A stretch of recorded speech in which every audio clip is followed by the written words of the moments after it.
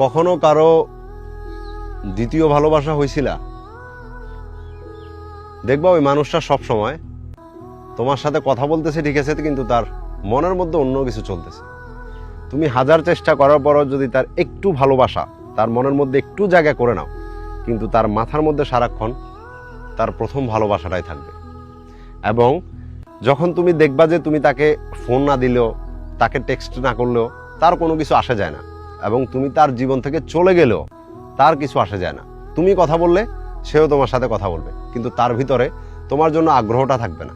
যে ভালোবাসা তুমি দিতেছো তাকে, তার বিন্দু পরিমাণও তুমি তার থেকে পাবে না।